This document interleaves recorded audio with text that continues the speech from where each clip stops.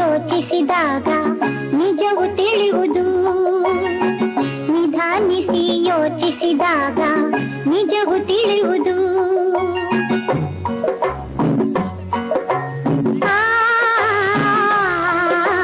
ದೂರದಲ್ಲೊಂದು ಕಾಡಿತ್ತು, ಕಾಡಲ್ಲಿ ಒಂದು ಮನೆಯಿತ್ತು.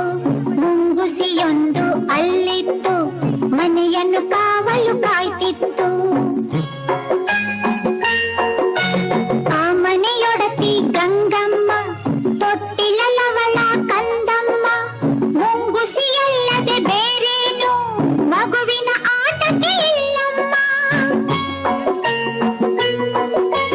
ಮುಂಗುಸಿಯೊಡನೆ ಪ್ರೀತಿಯಲ್ಲಿ, ಕಂದನ ಜೊತೆಗೆ ಪ್ರೇಮದಲ್ಲಿ ಬಾಳುತ್ತಲಿದ್ದಳು ಗಂಗಮ್ಮ. ಮುಂದೇನಾಯಿತು ಕೇಳಮ್ಮ. ಮನೆಯಲ್ಲಿ ನೀರು ಮುಗಿದಿರಲು, ಹೊಳೆಯ ಕಡೆಗೆ ಹೊರಟಿರಲು, ಕಂದನು ಇನ್ನು ಮಲಗಿರಲು ಮುಂಗುಸಿಯನ್ನು ಕೂಗಿದಳು. ಮನೆಯಲ್ಲಿ ಬೇರೆ ಯಾರಿಲ್ಲ, ಮಗುವಿಗೆ ಯಾರೂ ಜೊತೆಯಿಲ್ಲ. ತೊಟ್ಟಲ ಬಳಿಯೇ ಕಾವಲಿರು, ಹೊರಗಡೆ ಎಲ್ಲೂ ಹೋಗದಿರು. ಗಂಗೆಯ ಹೊಳೆಗೆ ಹೊರಟಾಗ ಬೇಲಿಯಲ್ಲಿದ್ದ ಕರಿನಾಗ.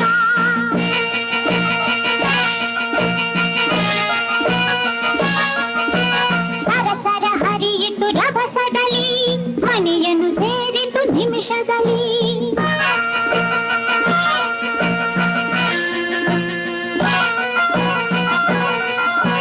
ಮುಂಗಿಸಿ ನೋಡಿತು ಹಾವನ್ನು, ತೊಟ್ಟಿಲ ಬಳಿಗೆ ಬರುವುದನ್ನು.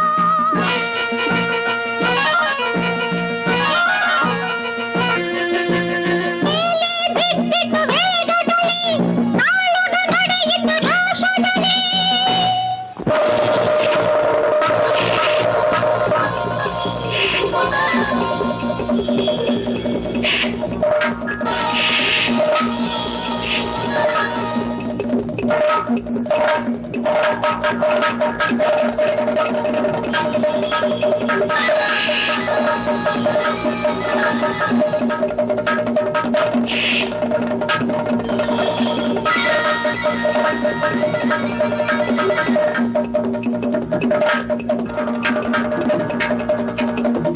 ಸೋತಿತು ಹಾವು ಜಗಳದಲ್ಲಿ, ಮುಂಗುಸಿ ಗೆಲುವಿನ ಹರುಷದಲ್ಲಿ.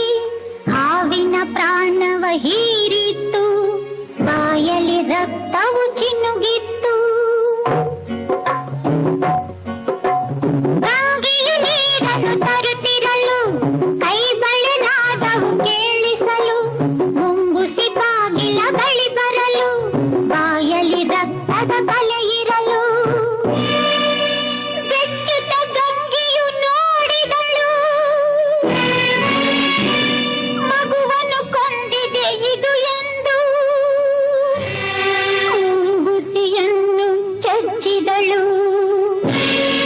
ಅಳುತ್ತಾ ಒಳಗೆ ಓಡಿದಳು.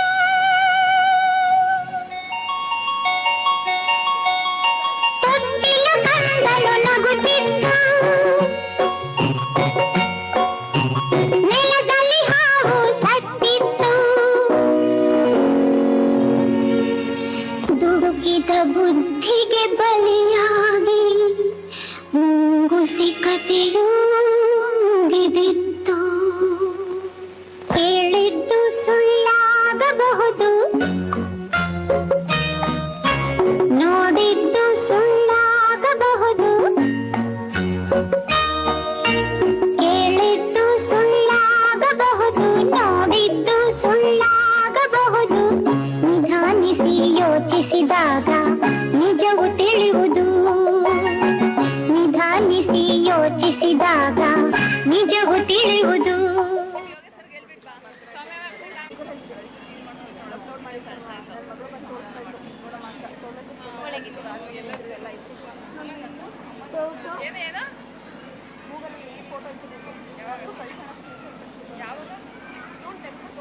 ರೀಸೆಂಟ್ ಆಗಿ ಹಳೇದೇನೋ ನಾವು ಅಪ್ಲೋಡ್ ಮಾಡಿರೋದು.